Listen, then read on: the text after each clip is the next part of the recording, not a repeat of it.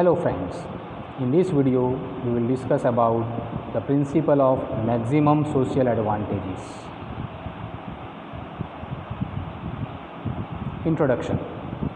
The fiscal or budgetary operation of the state have many effects on the economy.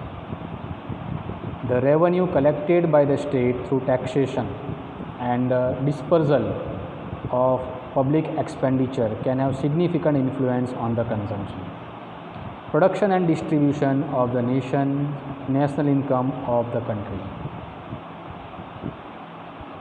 The principle of maximum social advantage was introduced by British economist Hugh Dalton. Remember the name. Paper starter can ask in MCQ. Principle of maximum social advantage was introduced by British economist Hugh Dalton. Pigou calls it the principle of maximum aggregate welfare. According to Dalton, the principle of maximum social advantage is the most fundamental principle lying at the root of public finance. Hence, the base system of public finance is that which secure the maximum social advantage from its fiscal operation. Maximum social advantage is the minimum for the state. The optimum financial activities of a state should therefore be determined by the principle of maximum social advantage. Let's try to understand what is the principle of maximum social advantage. The principle states that public finance leads to economic welfare when public expenditure and the taxation are carried to that point where the benefit derived from the MU, it means marginal utility, of expenditure is equal to the marginal disutility of sacrifice imposed by taxation. In other words, maximum social advantage or aggregate welfare is the result of two contradictory and opposite forces, one which tries to increase it through public expenditure and the other which lies to decrease it through taxation. The social advantage is the maximum when the benefit following from public expenditure are maximized and the sacrifice imposed by taxation are minimized so that both are equalized. Let's try to understand.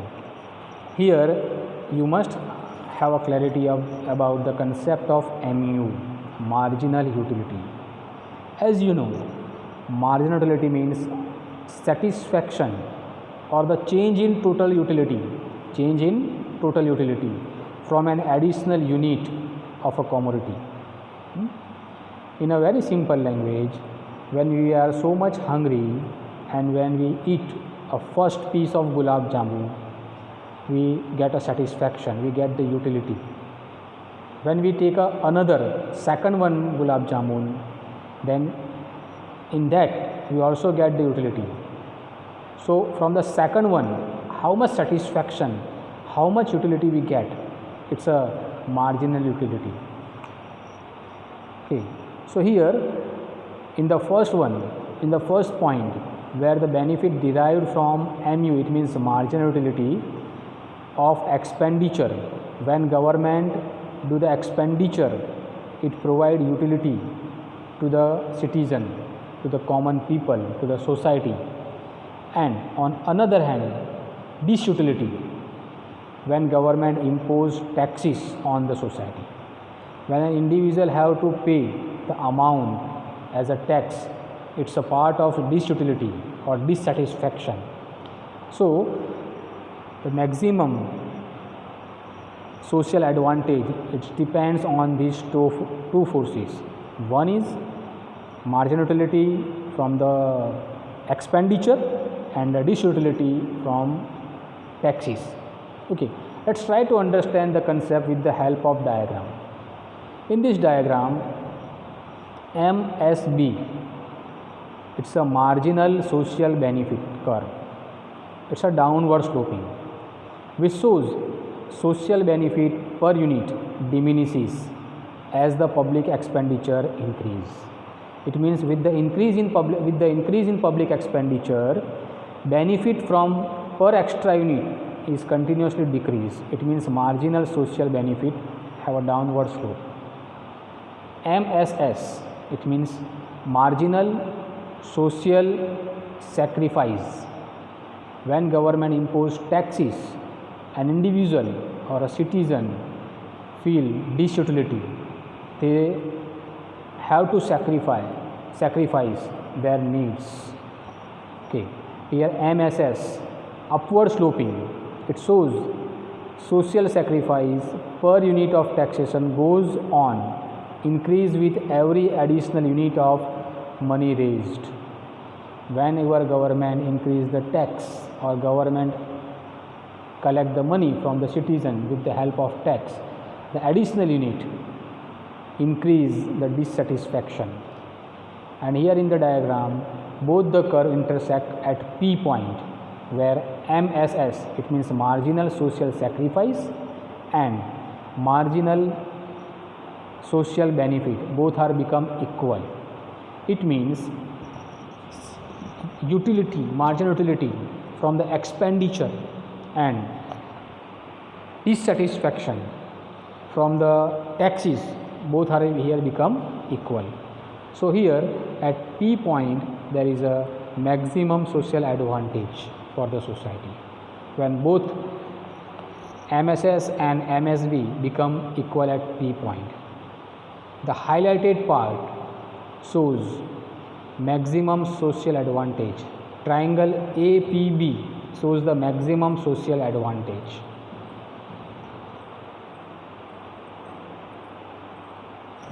Limitation of this principle is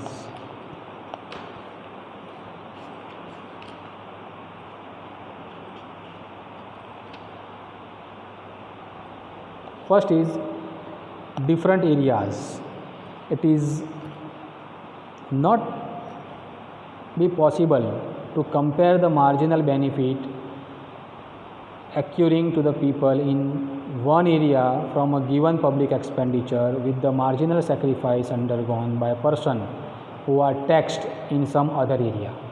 It means a one person who paying the tax is in one area and the benefit of the expenditure enjoyed by the person who is from another area.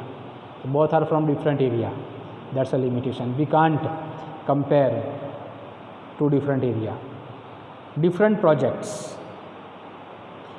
It is not possible to compare the marginal benefits by spending the same amount by the state on two different projects. Say on constructing a bridge and a college building. These are two different projects. In this case, we can't compare the marginal benefit. Difference in standard of living. It is also not possible to calculate the marginal sacrifice of the same amount of tax paid by two persons. Suppose a one person is rich or his income is more than the another. So we can't compare or calculate the sacrifice of both the person, because the person who has the high income, he feels the dissatisfaction low with compared to the person who has a low income or standard of living is low. Vague and abstract. The term benefit and sacrifice are vague and abstract. It is not possible to quantify them and find out their exact implication. Simultaneous calculation not possible.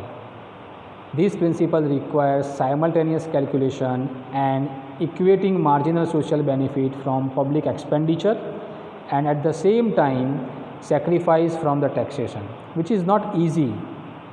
It is not possible to calculate both at the same time. Different periods. There is the problem of calculating social benefit from the public expenditure on short period and long period project. It required equalizing the marginal benefit of expenditure over projects relating to different time periods. This is not easy thing and lack of divisibility. In order to equate the marginal benefit from public expenditure with the marginal sacrifice from taxation, the resources are required to be divided into smaller units, but it is not possible because the lack of divisibility of public expenditure and tax in small unit. Ignore non-tax revenue. This principle takes into consideration the sacrifice on the part of direct taxpayers and ignores non-tax revenues. Non-tax revenues like fines, fees, market borrowing, profit of public undertaking, etc. are ignored in this principle. Thank you very much.